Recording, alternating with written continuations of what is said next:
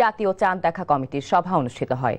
সভায় 1440 হিজরি সনের জিলহজ মাসে চাঁদ দেখার সংবাদ পর্যালোচনা করে আগামী 12ই আগস্ট পবিত্র ঈদ উল আজহা উদযাপনের সিদ্ধান্ত নেওয়া হয়।